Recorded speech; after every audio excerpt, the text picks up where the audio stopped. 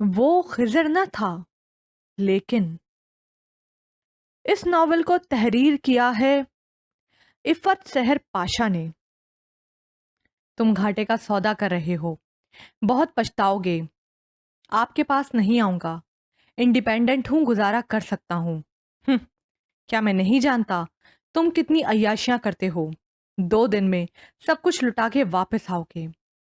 Dead نے حقارت سے پیش گوئی کی تو وہ تیزی سے بولا، یہ بات اب آپ بھول جائیں، یہاں کبھی نہیں آؤں گا۔ ہے کون وہ سنڈریلا جس کے پیچھے تم اس قدر مرے جا رہے ہو؟ موم تل ملا کر پوچھ رہی تھیں۔ ان لوگوں کو اس کے انکار سے جتنا نقصان ہو رہا تھا، اس کے پیش نظر ان کا رویہ شاویز کے لیے ہرگز بھی غیر متوقع نہیں تھا۔ اس نے بڑے اطمینان سے ان کی امیدوں کا خون کیا تھا۔ اس نے صوبیہ کے متعلق بتایا۔ واٹ یو مین سرکاری افسر کی بیٹی ہے؟ ان کی آنکھیں حیرت کی زیادتی سے پھٹ سی گئیں۔ اس نے مزید پیٹرول ڈالا۔ اس کے والد کا انتقال ہو چکا ہے، وہ خود ایک اسکول میں جاب کر رہی ہے۔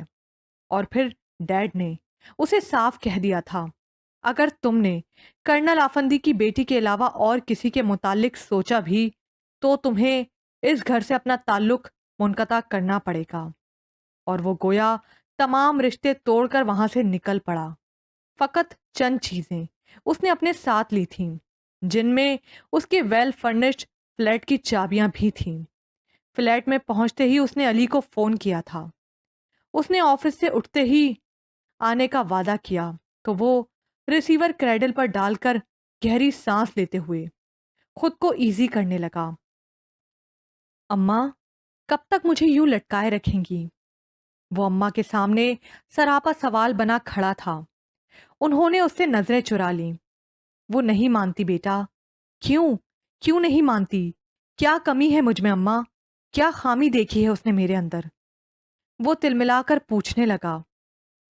کوئی خامی نہیں ہے تمہارے اندر، بس بیٹا یوں سمجھ لو کہ وہی تمہارے قابل نہیں ہے۔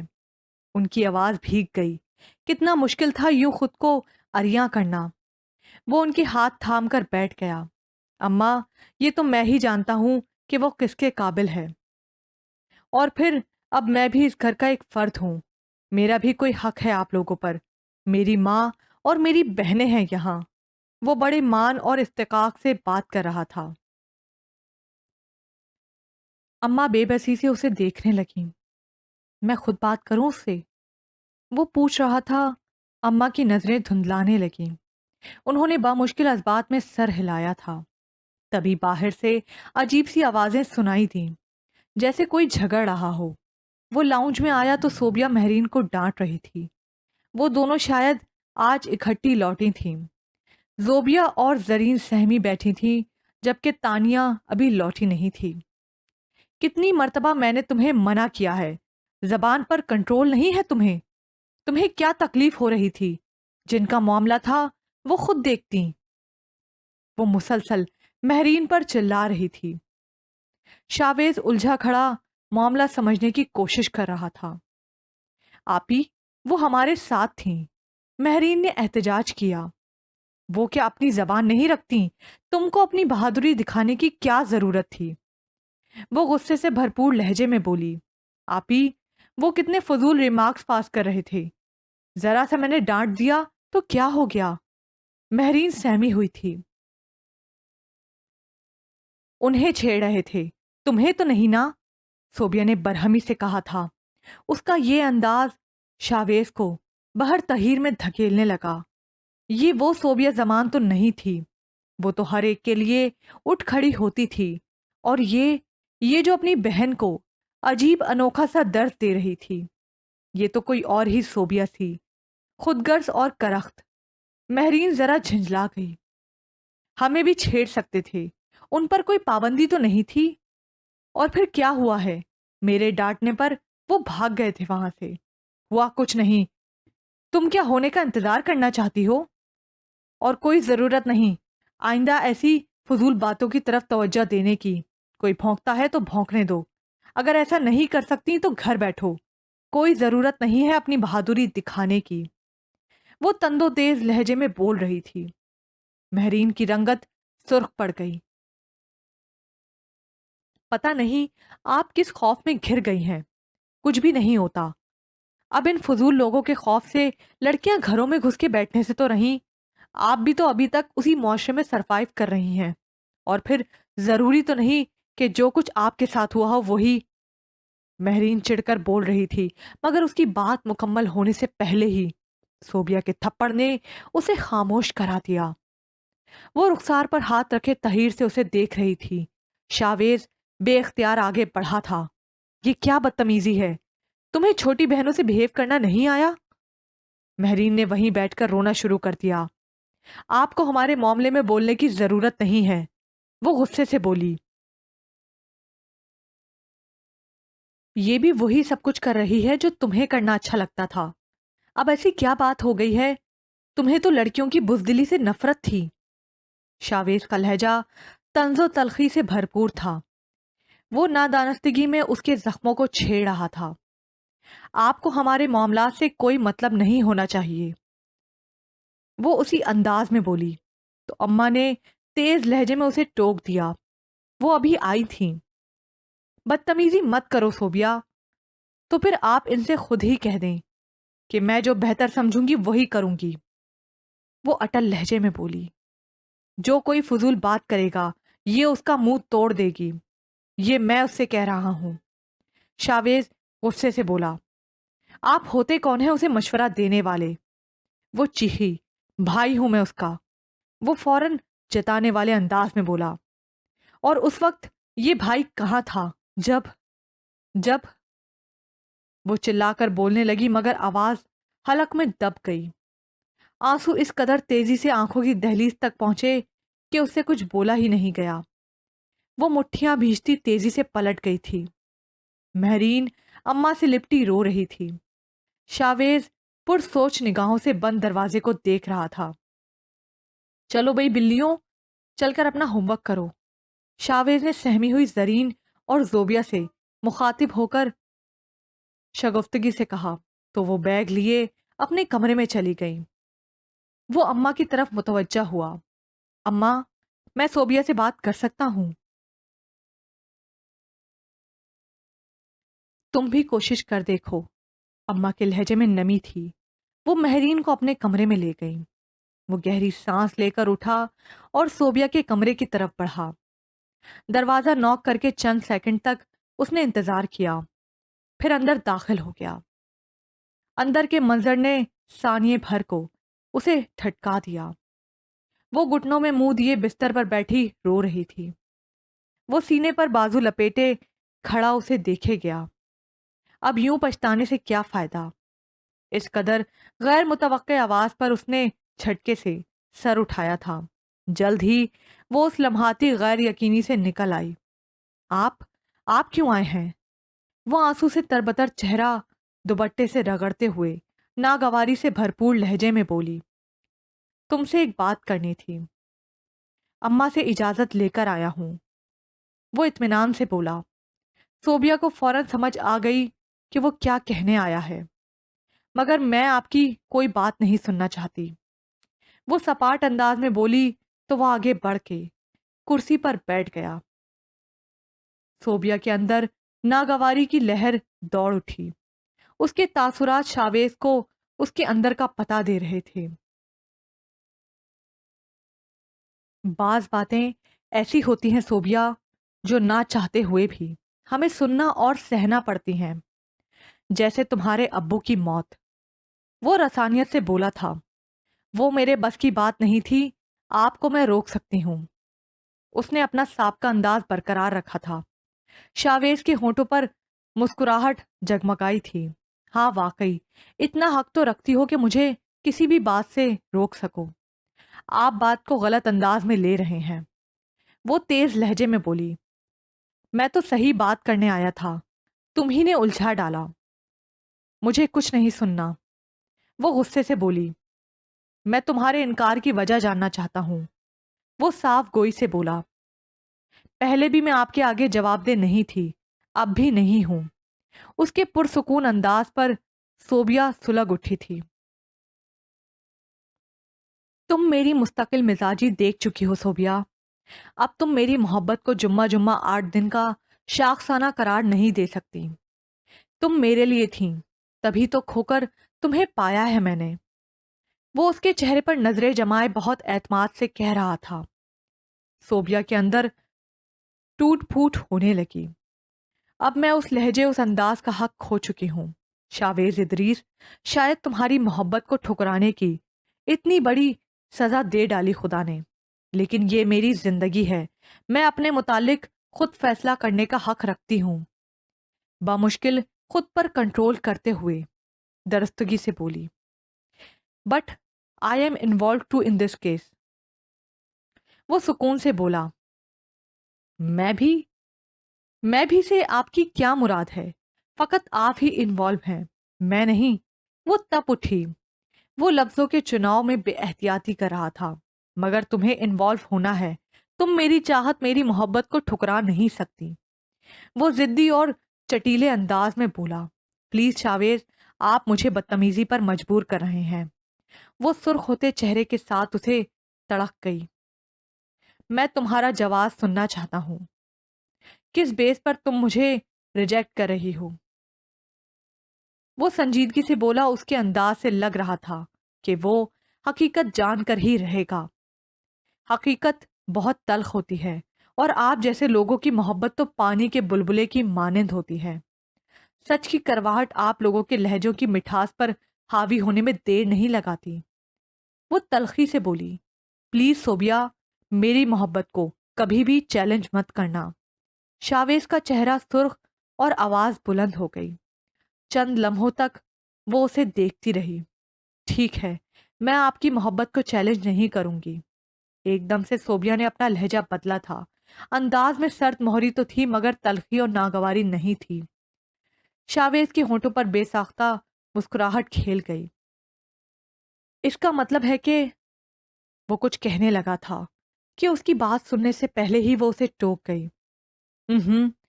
یوں محض اندازوں کی جمع تفریق سے مطالب نہ نکالا کریں۔ اس کے انداز سے لگ رہا تھا کہ وہ دماغ میں کوئی لاہ عمل ترتیب دے چکی ہے۔ شاویز نے اس تفسرانہ انداز میں اس کی طرف دیکھا۔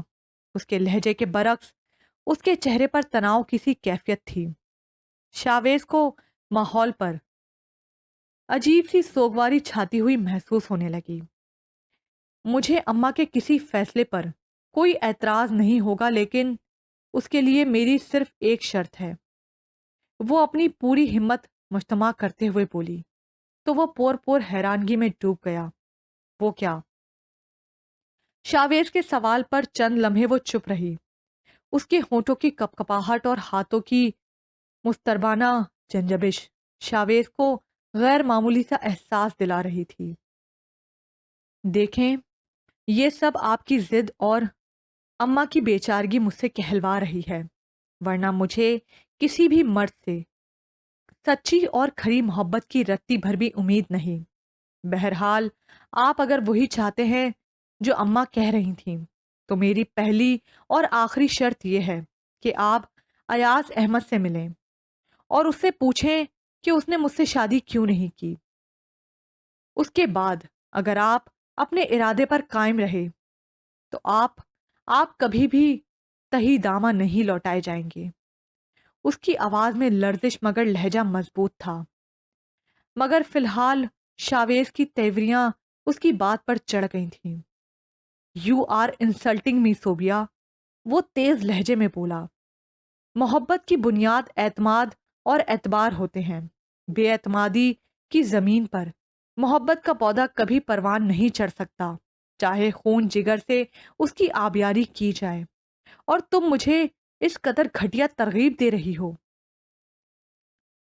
اس کے فرباب لہجے پر بھی صوبیہ نظریں جھکائے اپنے ہاتھوں کو دیکھتی رہی، پھر بہت سپاٹ جذبات سے آری لہجے میں بولی، بس یہ میرا پہلا اور آخری مطالبہ ہے، لیکن مجھے اس بات سے کوئی فرق نہیں پڑتا کہ ایاز احمد نے انکار کیوں کیا۔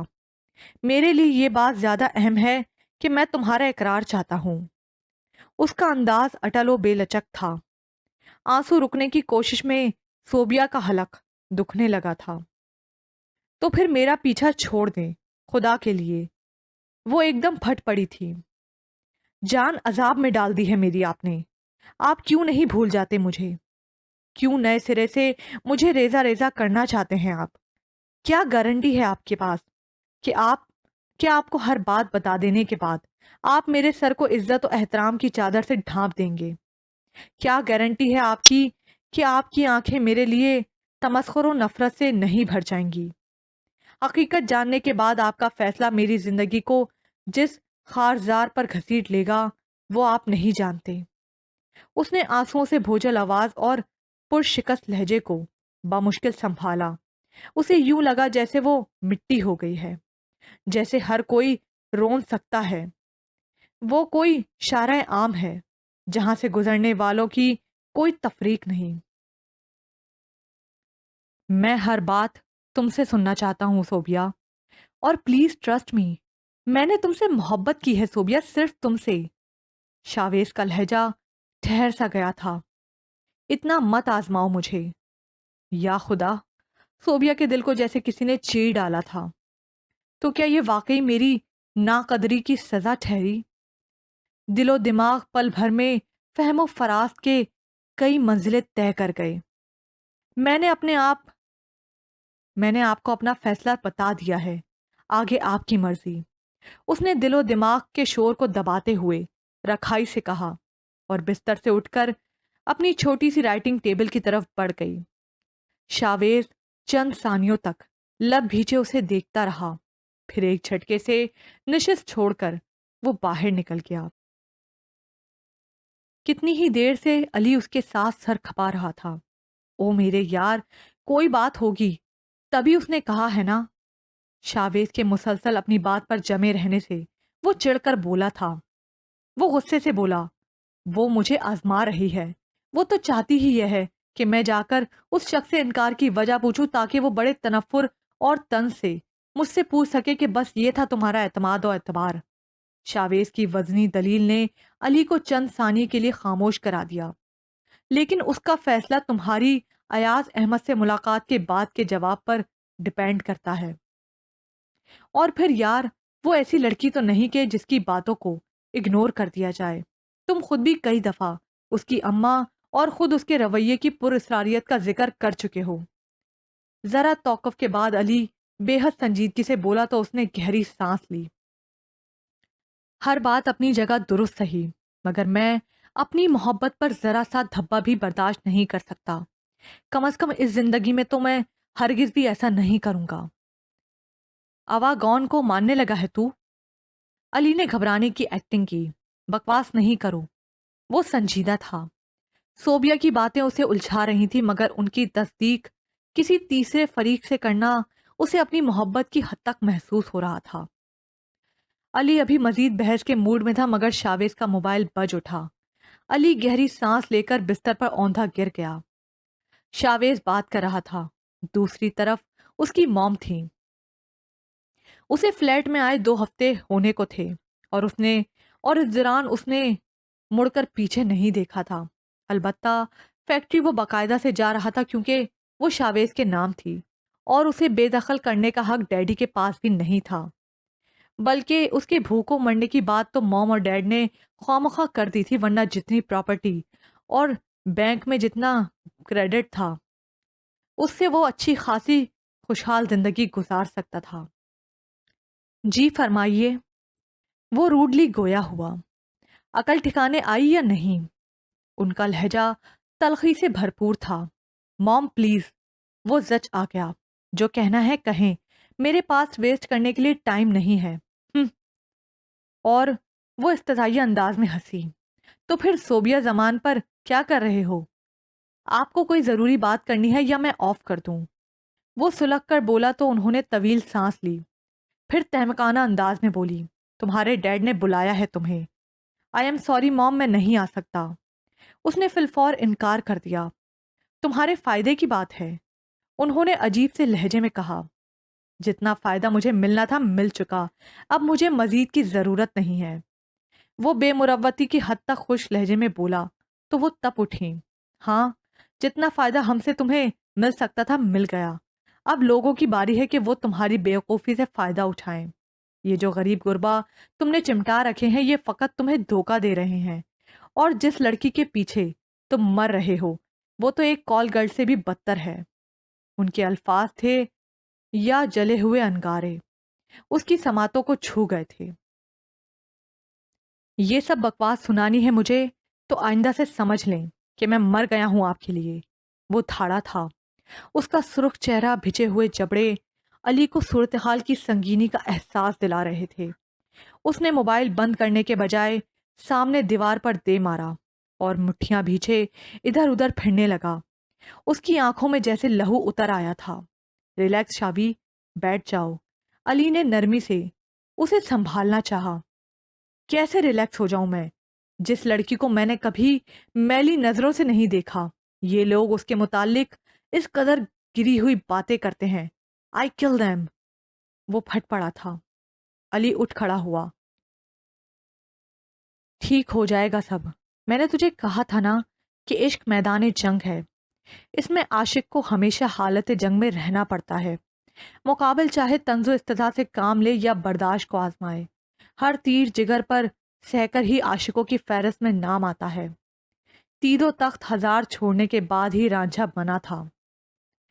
قیس گلیوں میں لوگوں کے پتھر کھا کر، مجنوں اور چناب میں ڈوب کر مہیوال کے نام امر ہوئے ہیں، اور تو اتنی آسانی سے مسند عشق پر جا بیٹھنا چاہتا ہے۔ ایک ضبط برداشت تو تجھ میں ہے نہیں۔ میری مان، تو پلٹ جا اپنی زندگی کی طرف۔ کل کو اگر تیرے عشق میں کوئی امتحان آ گیا تو لکھ لے علی، ان امر ہونے والوں کی لسٹ میں میرا نام بھی ہوگا۔ یاد رکھنا یہ بات۔ علی کی بے حد سنجیدگی سے کہی بات کو شاویز نے اس سے زیادہ سنجیدگی سے کاٹا تھا۔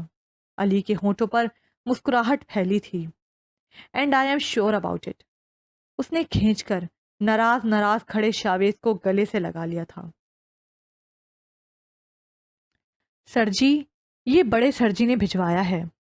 وہ فائل چیک کر رہا تھا جب چپڑاسی نے ایک خاکی لفافہ اس کے سامنے رکھا۔ اس کا ہاتھ وہیں رک گیا۔ کس نے بھجوایا ہے؟ بڑے سر جی نے اپنے ڈرائیور کے ہاتھ بھجوایا ہے، چپڑاسی نے مؤدب لہجے میں کہا۔ تو اس نے پرسوچ انداز میں سر ہلا کر اسے جانے کا کہا، پھر اس نے پین ہولڈر میں پین اٹکا کر لفافہ اٹھایا۔ شاویز کے ماتھے پر بل پڑنے لگے۔ اس نے لفافے کے اندر جھانکا۔ اخبار کی چھوٹی بڑی کٹنگز دیکھ کر وہ الجھ گیا۔ اس نے ساری کٹنگز نکال کر سامنے رکھیں۔ پہلے تو اسے کچھ سمجھ نہیں آیا، پھر ایک خبر نے اس کی توجہ اپنی طرف مرکوز کروا لی۔ سرکاری افسر زمان ملک کی بیٹی نامعلوم افراد کے ہاتھوں اغوا ہو گئی۔ پولیس تحقیقات جاری ہیں۔ شاویز کے ذہن میں جھماکے سے ہونے لگے۔ وہ تیزی سے دوسری کٹنگز پڑھنے لگا۔ اوہ مائی گاڈ! اس کی آنکھوں کے آگے جیسے اندھیرا چھانے لگا۔ 5ویں دن مغویہ کی واپسی۔ جو کچھ لکھا تھا اور جو وہ پڑھ رہا تھا، اس کی رگوں میں سیال کی جگہ لاوا ابھرنے کو کافی تھا۔ اس نے نفی میں سر ہلایا۔ نہیں، اس کی دماغی رگیں گویا پھٹنے کو تھیں۔ آنکھوں میں ضبط کی سرخیاں اترنے لگیں۔ یہ نہیں ہو سکتا، وہ تو پاکیزہ ہے، مریم ہے، یہ نہیں ہو سکتا، او خدایا یہ نہیں ہو سکتا۔ اس نے ٹیبل پر ہاتھ مار کر تمام چیزیں ادھر ادھر پھینک دیں، مگر اندر سلگتی آگ جیسے اس کے تن من کو جلا کر راکھ کرنے لگی تھیں۔ وہ ٹیبل پر ماتھا ٹیک کر سسک اٹھا۔ میرے خدا، یہ کیسی سزا ہے؟ وہ ٹوٹ کر رہ گیا تھا، صرف سانسیں زندگی کا پتہ دے رہی تھیں۔ اماں، یہ سب کیا ہو گیا؟ اماں بیچاری کیا کہتی، چادر کے پلو میں منہ چھپا کر رونے لگیں۔ مجھے بتائیں کون تھے وہ شولوں بھرے لہجے میں پوچھ رہا تھا۔ کوئی فائدہ نہیں بیٹا، کوئی پوچھنے والا نہیں ان لوگوں کو۔ میری بچی برباد ہو گئی، میرا شوہر مر گیا، کسی نے کچھ نہیں کیا۔ اس پر تو قتل کا مقدمہ چلنا چاہیے تھا۔ اماں رو رہی تھی۔ اماں، خدا کے لیے ایک بار آپ مجھے اس کا نام بتائیں۔ وہ بامشکل برداشت کر رہا تھا۔ میری پھولوں جیسی بچی کو مسل دیا اس ذلیل درندے نے۔ تم بتاؤ، اس کی بہادری اس کا عیب کیوں بنا دی گئی؟ اس کی صاف گوئی کی اتنی بڑی سزا کیوں ملی اسے؟ کسی نے ہمارا ساتھ نہیں دیا، وہ تو ہر ایک کو بچانے کے لیے اٹھ کھڑی ہوتی تھی، اس کے لیے کوئی کیوں آگے نہیں بڑھا؟ اماں کے ہونٹوں سے نکلا ایک ایک لفظ اس کے کانوں میں پگھلا ہوا سیسا انڈیل رہا تھا۔ انہوں نے شروع سے آخر تک ہر بات اسے بتا دی۔ وہ ایک جھٹکے سے اٹھا تھا۔ اماں، کسی سے کچھ مت کہیے گا اس بارے میں۔ وہ آندھی طوفان بنا نکل گیا۔ اس کے تیور اماں کو ہراساں کر گئے، مگر ان کے پکارنے پر بھی وہ نہیں رکا۔ کتنے دن ہو گئے شازے بھائی نہیں آئے؟ تانیہ متفکر تھی۔ تیسرا ہفتہ ہے یہ۔ مہرین نے فوراً حساب لگایا تھا۔ اماں کا دل خون کے آنسو رونے لگا۔ اب یہ حساب کتاب چھوڑو اور کھانا لگاؤ، بھوک لگ رہی ہے مجھے۔ صوبیہ نے فوراً ان کا دھیان بٹانے کو جلدی جلدی کہا تو وہ دونوں فوراً اٹھ گئیں۔ اماں، آپ پریشان ہیں؟ وہ بغور اماں کا چہرہ دیکھتے ہوئے بولی تو ان کی آنکھوں میں آنسو اتر آئے۔ اماں، وہ پریشان سی ان کے پاس آ بیٹھی۔ کیا ہو گیا؟ شاویز آیا تھا؟ وہ گلوگیر لہجے میں بولی۔ صوبیہ نے الجھ کر انہیں دیکھا کہ اماں اس کی بات کاٹ گئیں۔ اس دن آخری بار آیا تھا، اسے سب کچھ معلوم ہو گیا تھا۔ اماں نے اس کے وجود میں جیسے خنجر اتار دیا تھا۔ وہ خالی نگاہوں سے انہیں دیکھنے لگی۔ وہ چلا گیا اور اس کے بعد نہیں آیا۔ اماں پھر رونے لگیں۔ صوبیہ کے اندر کہیں طمانیت کی لہر دوڑنے لگی۔ میں بھی کہوں، یہ اپنی محبت میں اتنا سچا کیسے ہے؟ شاویز کی محبت کی سچائی صوبیہ کو سلگاتی رہتی تھی۔ اب علم ہوا کہ وہ بھی عام مردوں جیسا ہی تھا تو دل چین پا گیا تھا۔ بس کریں اماں، اس نے ماں کا ہاتھ تھپکا۔ یہ بیٹے ایسے ہی ہوتے ہیں۔ آپ کو تو ویسے ہی دھوکے کھانے کا شوق ہے، ورنہ میں تو آپ کو کب سے کہہ رہی تھی کہ اماں، یہ مرد قابل اعتبار نہیں ہوتے۔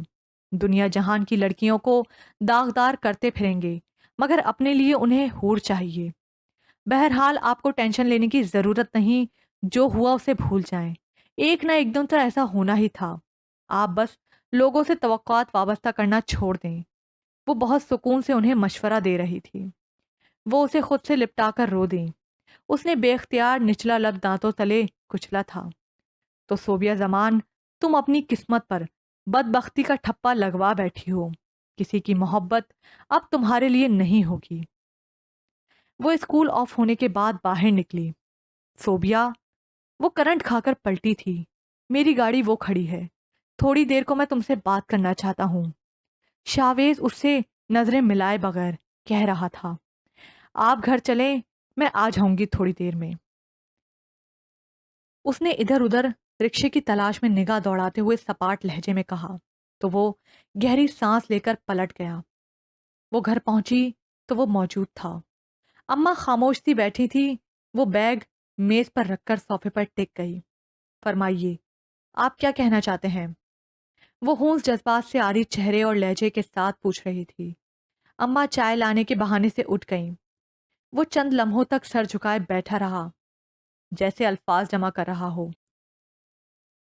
صوبیہ، میں بہت شرمندہ ہوں۔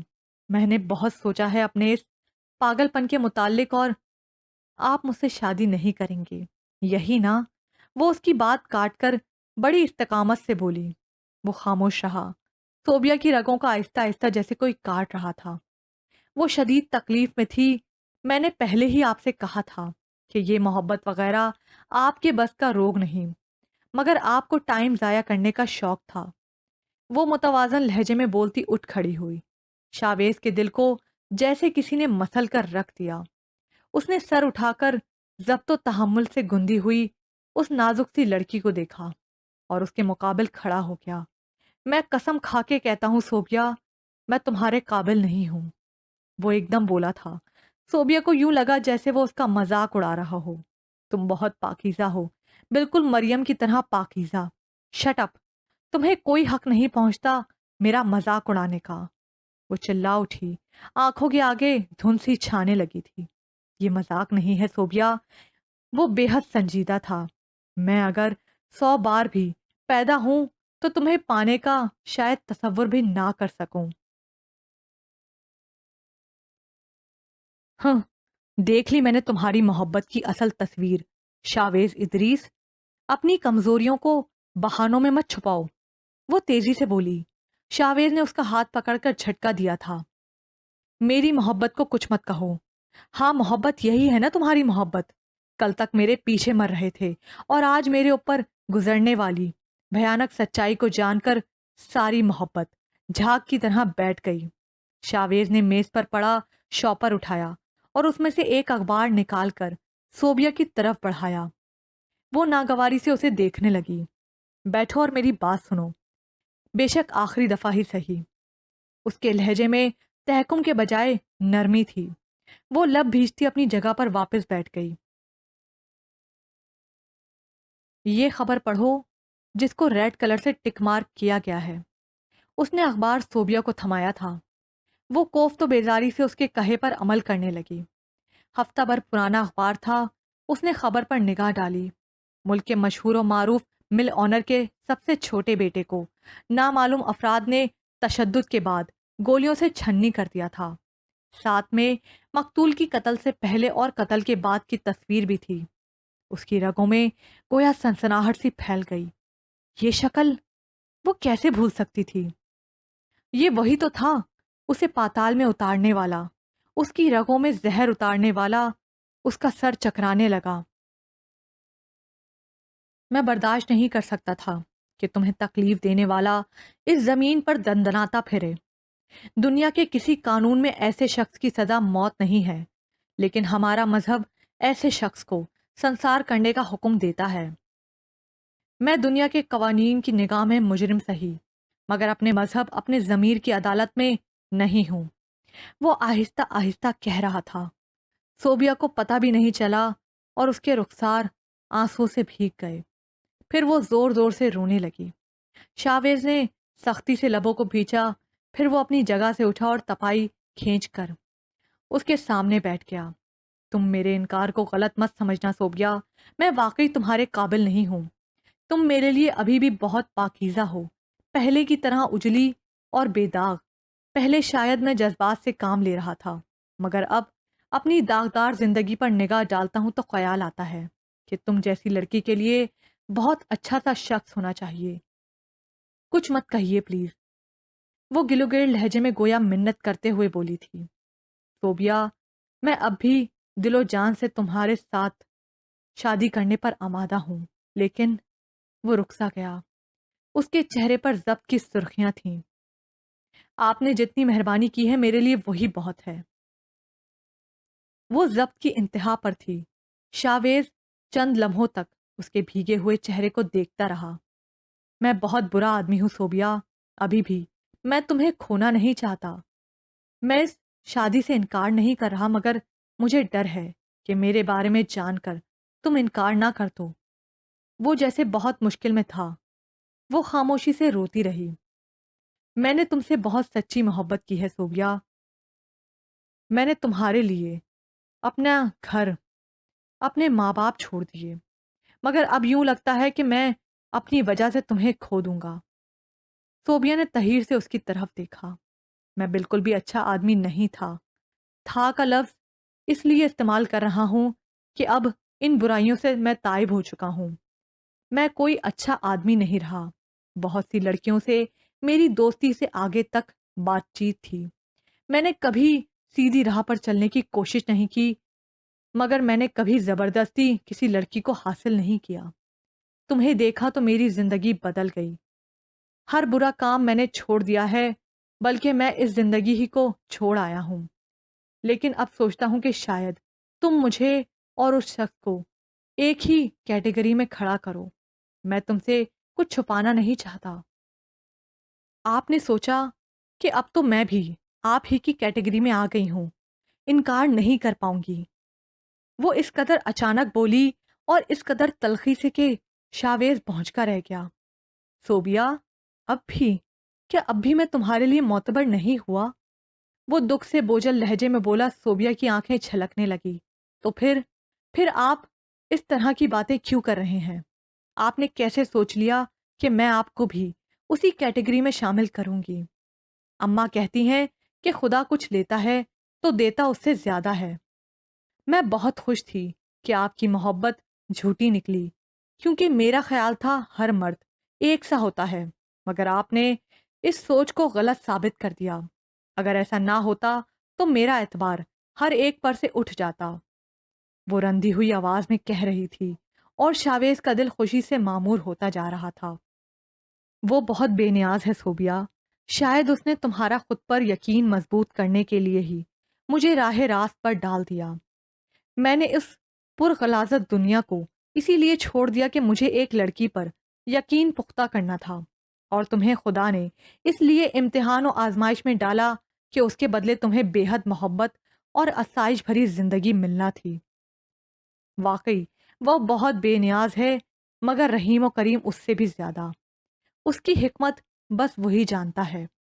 شاویز کی باتوں نے صوبیا کو رلا ڈالا۔ اماں بھیگی آنکھوں سے صوبیا کے سر پر ہاتھ پھیرنے لگیں۔ اماں، دیکھا آپ نے، خدا نے اس ذلیل انسان کو کیسے فنا کر دیا۔ وہ اخبار اماں کی طرف بڑھا کر پر نفرت لہجے میں بولی، تو وہ اخبار دیکھنے لگیں۔ یہ تم نے؟ اماں نے شددر ہو کر شاویز کو دیکھا تو شاویز نے انہیں باہوں کے گھیرے میں لے لیا۔ اماں، ایک بیٹے کا یہی فرض ہوتا ہے، کیا آپ اسی لیے بیٹا نہیں مانگتی تھیں؟ وہ رنجیدہ تھا۔ اماں اس کے شانے پر سر ٹکا کر پھوٹ پھوٹ کر رونے لگیں۔ اب آپ لوگ اپنی مرضی سے جو چاہیں فیصلہ کر سکتے ہیں۔ اس نے تمام فیصلہ ان پر چھوڑ دیا تھا۔ میں کچھ نہیں کہوں گی شاویز، ماں کو تو بیٹوں میں کوئی عیب ہو تو بھی دکھائی نہیں دیتا۔ یہ فیصلہ صوبیا کو خود کرنا ہے، تم پر اعتماد کر کے۔ اماں چلی گئی تھی، وہ دونوں خاموش بیٹھے تھے۔ پھر وہ خود ہی بولیں، میں بہت عاقبت نا اندیش تھی شاویز، میں خود کو بہت مضبوط اور بہادر سمجھتی تھی۔ میرا خیال تھا کہ لڑکیوں کو ایسا ہی ہونا چاہیے۔ میں نے کبھی مصلحت جیسی چیز کو درخور اعتنا نہیں جانا تھا۔ شاید کبھی میرے انداز میں غرور آ گیا ہو جو میرے خدا کو پسند نہیں آیا۔ میں واقعی چاہتی تو کسی اور انداز میں بھی خود کو مخفی رکھ پر بھی قانون کی مدد کر سکتی تھی، مگر شاید وہ میرے بیجا اعتماد اور غرور ہی تھا جس نے مجھے سرنگوں کر دیا تھا۔ میں تمہیں کیا کہوں، وہی خدا اب تمہیں سر اٹھا کے چلنے کا موقع دے رہا ہے صوبیا۔ اس بزرگ و برتر نے تمہیں موقع دیا ہے کہ تم مجھ جیسے شخص کو راہ راست پر لے آؤ۔ پلیز صوبیا، مجھے مت ٹھکرانا۔ وہ ڈبڈباتی آنکھوں سے اس شخص کو دیکھ رہی تھی جو اپنے قد سے بھی اونچا نظر آ رہا تھا، جو اتنی بڑی حقیقت جاننے کے بعد بھی خود کو اس سے کمتر سمجھ رہا تھا۔ اسے وہی مقام دینے پر بضد تھا جو وہ شروع سے دیتا چلا آ رہا تھا۔ اسے یوں لگا جیسے واقعی خدائے بزرگ و برتر نے اس کے لیے خضر بھیج دیا ہو۔ شاویز، میں بہت تھک گئی ہوں، وہ بہت بے بس لہجے میں نمی سمیٹتے بولی تھی۔ اس کا ہارا ہوا لہجہ اور ٹوٹا ہوا اظہار شاویز کو انکہی بات کا بھید دے رہا تھا۔ اس کے تھکے ماندے وجود میں سرشاری کی لہریں دوڑنے لگی۔ بس صوبیا، تمہارا سفر اب ختم ہو گیا، تمہاری منزل خود چل کر تمہارے پاس آ گئی ہے۔ وہ بے حد مضبوط لہجے میں سچائی سمو کر بولا تو بھیگی ہوئی آنکھوں سنگ وہ بے ساختہ مسکرا دی تھی۔ مبارک ہو۔ تانیہ اور مہرین اچانک آدم کی تھی۔ شاویز کے چہرے پر خوشیوں کی برسات تھی۔ بلیوں، یہ کیا حرکت تھی؟ وہ مصنوعی خفگی سے انہیں گھور رہا تھا، مگر ہونٹوں کی تراش میں مسکراہٹ دبی تھی۔ حرکت میں برکت ہے، وہ دونوں کورس میں بولیں تو شاویز صوبیا کی طرف دیکھ کر ہنسا تھا۔ اماں ان سب کو دیکھ کر آسودہ ہو گئیں۔ اس کی پیشانی روشن تھی اور آنکھیں بے حد طمانیت اور آسودگی سے چمک رہی تھیں۔ صوبیا کا رواں رواں خدا کا شکر ادا کر رہا تھا۔ ان سب کا خدا پر کامل یقین ہو گیا تھا۔ وہ بے نیاز ہے، رحیم و کریم ہے، اس کی رحمت بے پایا ہے۔ اماں نفل پڑھنے کے لیے پلٹ گئی تھیں۔